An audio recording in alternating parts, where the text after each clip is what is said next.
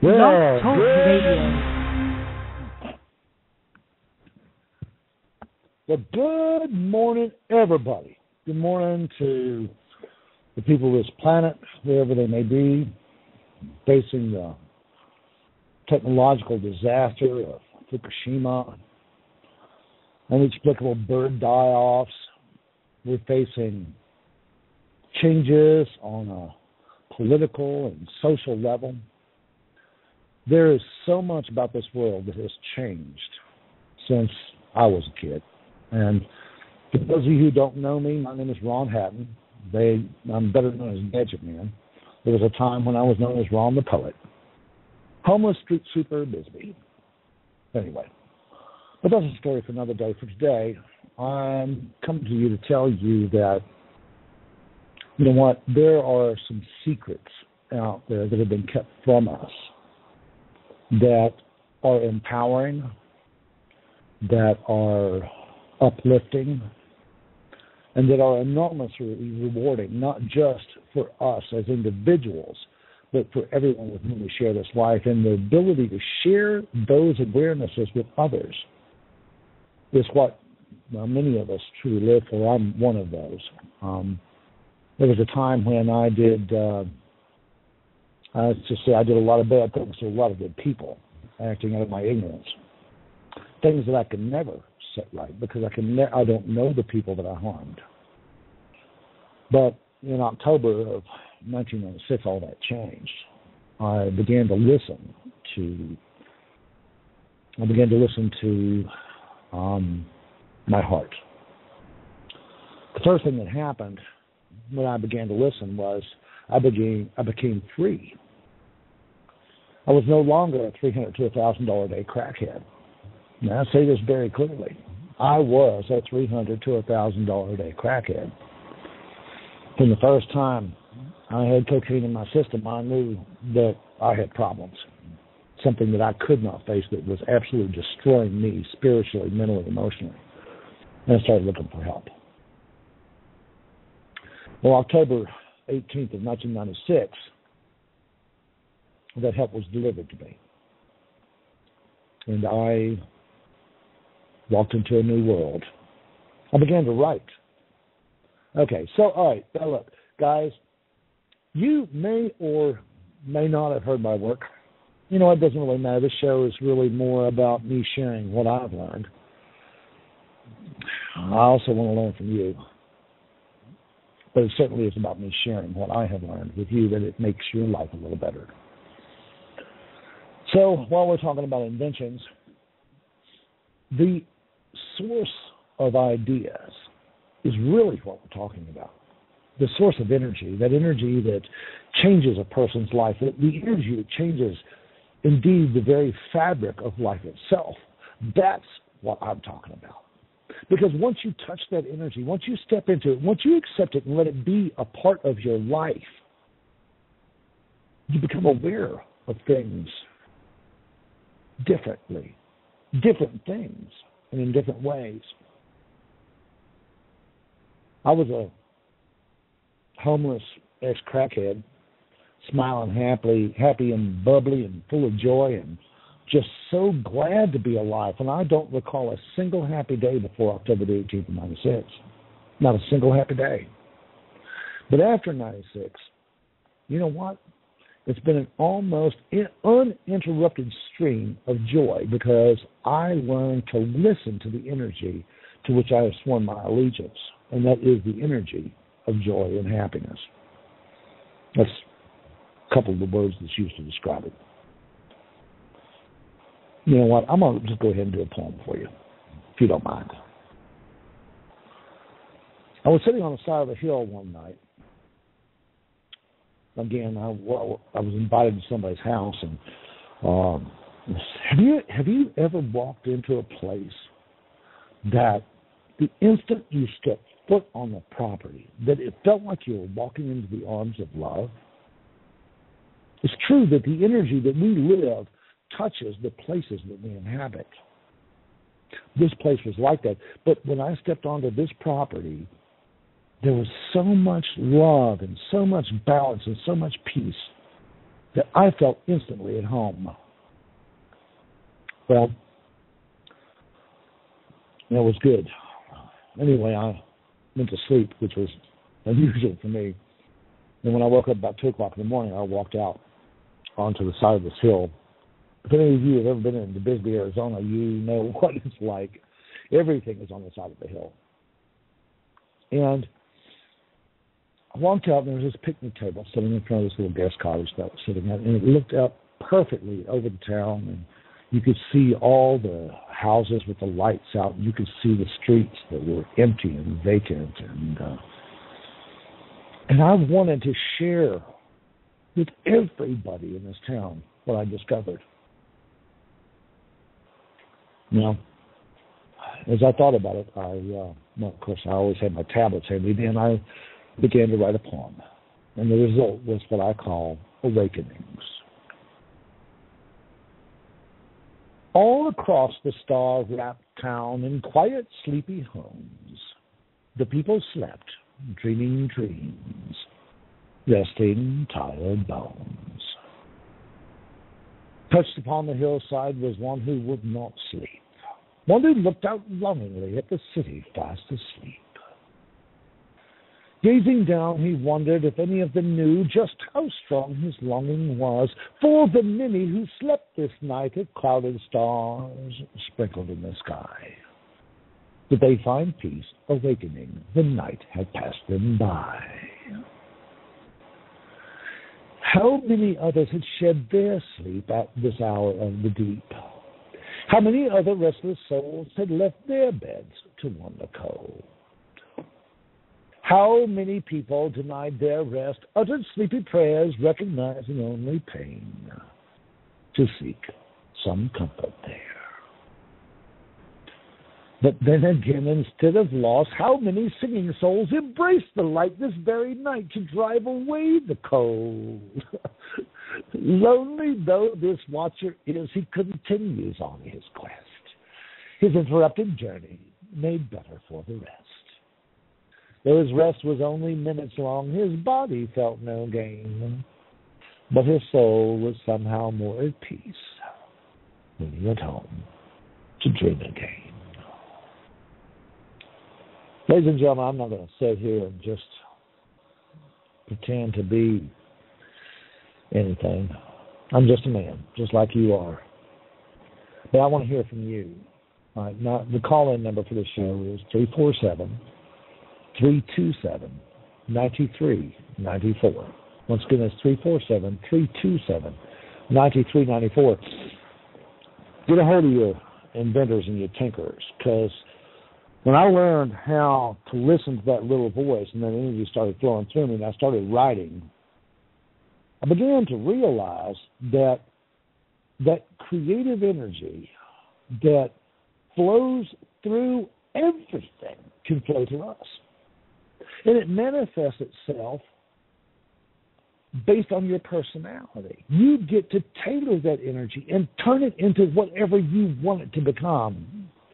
Me, I did my poetry and I sold bunches of books and spoke before quite a few people, over 1 million, I think the count is now. But somehow or another that didn't seem to pay the bills. I mean, strange, isn't it? You know, you change somebody's soul, and what makes you famous is changing their car. Well, that's what I discovered. I was working on a car one day, and remember some of the stuff I did before I woke up. And my girlfriend at the time, she said, well, if you can do all that stuff, you can do it to my car. So I did. And in the process of working on that, I put all of my attention onto a problem that arose. I had a check engine light come up. Well, I'm not going to get too technical on it, but there was a check engine light that came up, and it was very common with what I was doing. I was using HHO. And I put all of my focus, all of my intent was on solving for that problem. That was my intent. And intent is the most powerful tool you carry with you. It's not your knowledge, it's your intent to achieve. When you put all of your energy on one thing, then the entire universe gets behind you, and it lifts you, and it points you in the right directions. And if you can't see it, it'll slap you upside the head with the answer. And that's kind of what happened when I came up with the Gadgetman Groove, because I really didn't come up with it. What happened was it was given to me in a flash of inspiration. Excuse me while I take a little sip there. A flash of inspiration.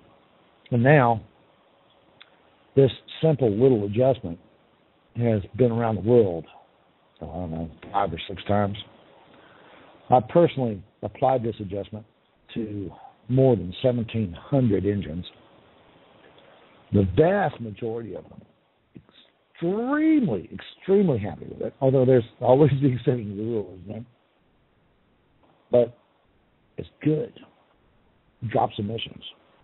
It increases horsepower. Makes the engine run smoother. Makes your oil last longer. There's a lot of things. It does a lot of things. And please understand, I'm not patting myself on the back with this because I didn't come up with it. It was given to me in a flash of inspiration because I stepped into that energy flow. And I let it surround me. I let it tell me what it wanted me to do. Then all I had to do was just do it. First vehicle was 2000 Land Rover Discovery. Went from 200 miles tank, give or take, to over 630 miles on tank of fuel. Tell me, did I feel satisfied? Actually, no. Because there's about 300 million people in the United States alone. What, close to 7 billion on the planet right now? There's probably, I don't know, there's what, 2 cars for every household here in the United States? 1 car out of 600 million cars in the United States, that ain't going to make much of a difference, is it? Well, it did to Kathy. It did to me.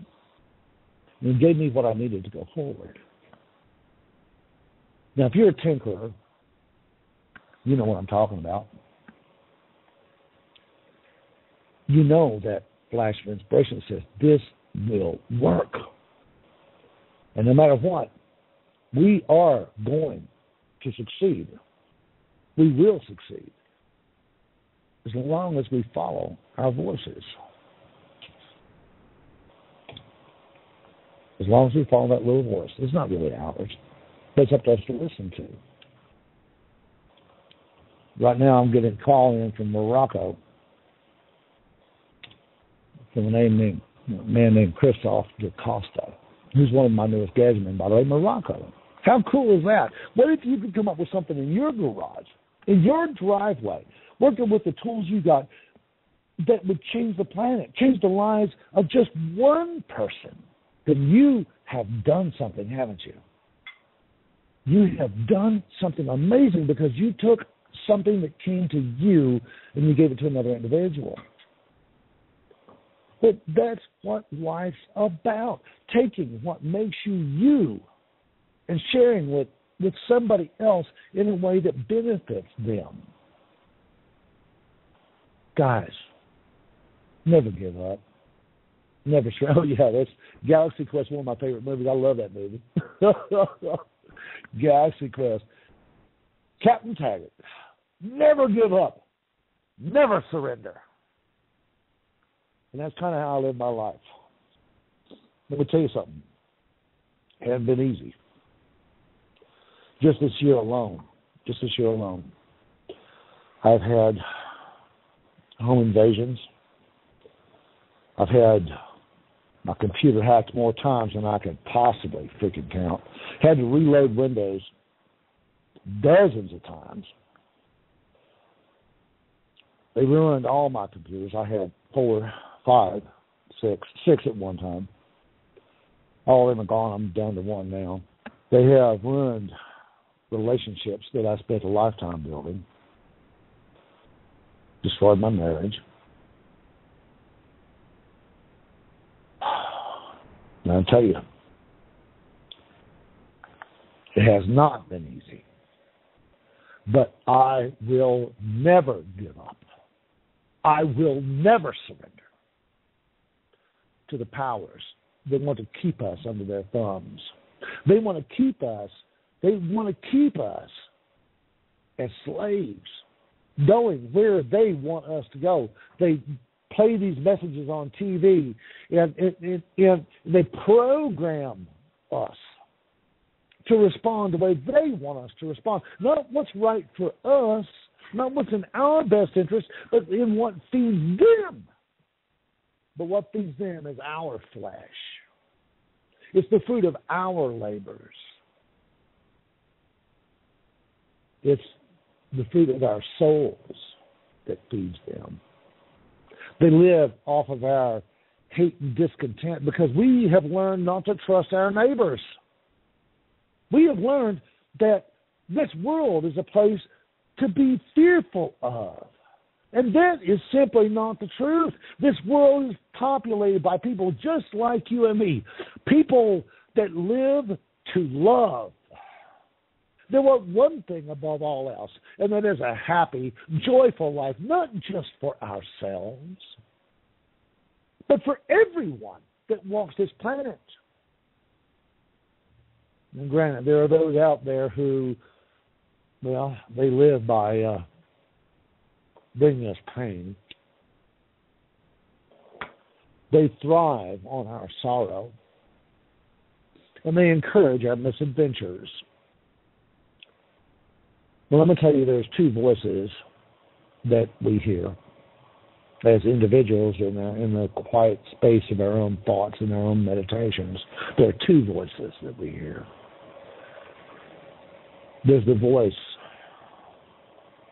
that comes from the heart, and there's the voice that comes from the world, or whatever you want to call it. I don't really care. The one that comes from the heart is the one I care about, because that's the one, that's the voice that always whispers at us. It says, hey, Ron, you might want to take a look at this. The world, on the other hand, says, hey, you by hell better do this thing. You need to do this. You need to act now. Well, I'm going to tell you something. There is always at least three choices for any challenge that's brought up to you. For any decision you have to make, there's always at least three choices. There's always yes, there's always no, but most importantly, there's always not right now. Sometimes it's appropriate for you to make a decision, and your spirit will resonate with the right choice. Is it yes? Is it no? I don't know.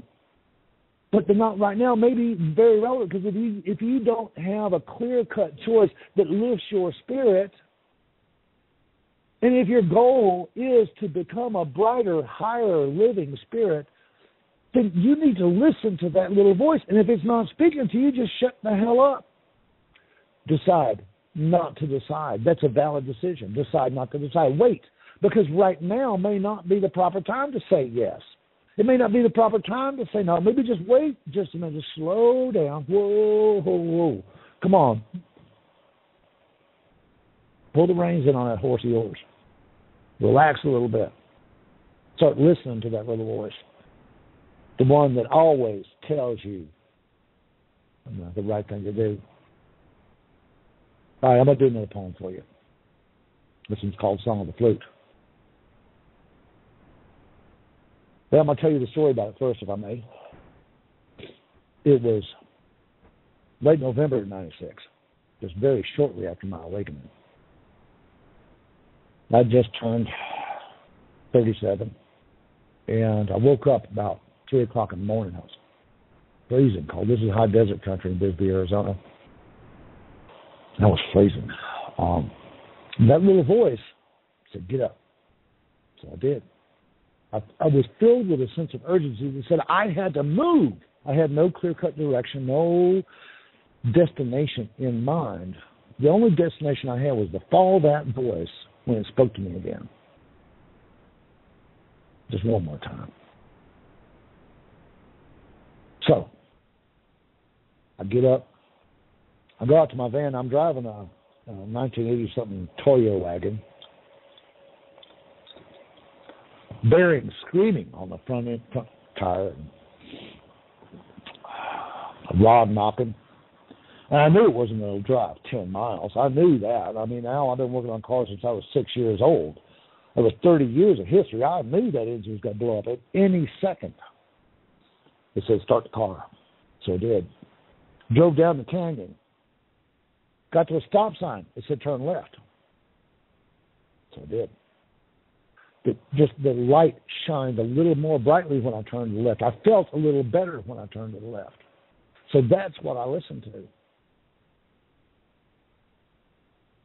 I followed that little voice. About 45 minutes, an hour, something like that. I'm driving in front of the Huachuca Mountains. I see the sign. Yeah, I'm crying. I see the sign that says Ash Canyon. It's a street sign. I look, and this road is filled with super sharp, large, like 4-inch chunks of freshly quarried stones that with very sharp edges. I think, man, my tires, because they're kind of worn out. And I pull up, go in there, and it's maybe 4:30, 5 o'clock in the morning, if that late. And all of a sudden, that feeling of urgency of needing to move leaves me. It leaves me. And I say, okay, can I stop? I get no answer, so I stop anyway. Because I learned one thing for sure. If that little voice is not leading me, then the odds are pretty damn high that I'm going the wrong direction. But when it leads me, it always leads me to miracles to a greater or lesser degree. This morning was no exception. So I asked, I said, well, I'm kind of hungry. Can I have some peanut butter? And I got a little soft little urge. Yeah, that's okay. Go ahead and eat. Okay, so I did. I pulled out my jar of peanut butter. It was the last little bit of food I had. Stuck my finger in there and swiped me a big old mouthful. Enjoyed it, too. I'm telling you. Nothing like eating when you're hungry. And I said, okay, can I write? Yes. So I started writing. I turned on my dome light, and I just sat there, tablet on the steering wheel, started writing. And well, when I put the finishing touches on this poem, the sun hit me in the eyeballs. It crested in the saddle of the mountains and beamed right onto my windshield. And at the same moment, I heard this beautiful flute music come wafting down out of the canyons. It was maybe 20 degrees Fahrenheit, maybe, probably colder than that. It was cold. And someone else had taken their flute. When it's below freezing weather, hiking up on the side of the mountains where the wind will whip your hair, rip your hat off your head. Excuse me. Goes up there with their flute and begins to play their flute for their creator, totally unaware of my presence. So I call this poem Song of the Flute, and it sums up the essence of every piece of advice I could ever give anyone. It goes. A promise has been made to me, and I have faith that a promise is to be fulfilled in this place. It has been a long, hard journey, as it has been for you. One person on the road to peace. One person seeking truth. One person now exploring, one person passing by. One person recognizing truth in another person's eyes. I can see the doubt in you, and it's all right. For I know it's just remembering the times it wasn't right. The mysteries that you had sought and thought that you had found turned out to be infertile seed, cast upon the ground and scattered. Now what matters is that you recognize the voice that always speaks the truth to you when you have a choice. So stop one moment, if you will, and let the voice speak out. Let it grow in power until there is no doubt, for therein lies the knowledge that I cannot relate. Therein lies your answers and your fates. Boys and girls, fellow citizens of a downtrodden planet? It is that simple. The planet is downtrodden, but you don't have to be. When you listen to that little voice, I'm telling you, amazing things happen. Things that go beyond the bounds of explanation. You cannot explain something at such an etheric level. You have to make a stand within yourself. You have to say, this far and no further. Do not let yourself be pushed. Do not let yourself be slammed. You know what? You are the power on this planet, not me, not your neighbors, not the guy down the street that throws mud balls at your car every time you drive by it. He ain't the one that matters. What matters is those that live for love, that live for capital L-O-V-E, love. And within that love, I found a freedom that I cannot describe. I got sheriffs after me. I got city police officers after me. I've got dozens of people in this community right here, right now, that don't understand me of what I live for. People that are working right now to destroy everything that I have built. And you know what? They have destroyed a lot of it. But the one thing they cannot touch, the one thing that they can never touch, is what rides in my heart, what I keep, that I hold closest to me. And that is my connection with that creative energy, with that essence that I call life. Boys and girls, you're my brothers, you're my sisters. And I welcome you to come join me, because you want to fucking come up with something, pardon my French, you want to come up with something that really matters, and step into that creative flow. Let that energy flow through you. Become a part of the conduit, because just like fluid dynamics, which I have learned a lot about since coming up with the Gadgetman Groove, the shape of the conduit will change the flavor, the essence of the energy that flows through it. It'll change the behavior of the fluid.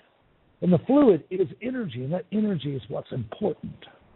That energy, the more of it that you let flow through you, the more it will carry away the garbage, and the more it will give you something in you to believe in. It will show you what you've always held and what you've always known was there but could not see. It'll flush off all the shadows, and it'll take you where you've always wanted to go. But you've got to let go. You've got to quit playing the games. You've got to start being who you really are. That's all. Just let go. Just let go. Look at what is binding you, what is keeping you in bondage to your life, and challenge it. So you know what? I'm going to try something different today. Take a walk. Listen to that little voice and let it guide you. Let it tell you where to go, and then go there. Just try it for what? A couple of hours. And I tell you, you're going to find something amazing at the end of that trip. I did. Well, boys and girls, time for me to end up this episode. But I want to go without one thing, telling you that God loves you. I love you. And all my brothers and sisters love you. And we want your love right back. So, without any further ado, I'm going to say, God bless you all richly and warmly, you and all in your care. And as always, remember to smile for a stranger today. You will both be glad you did.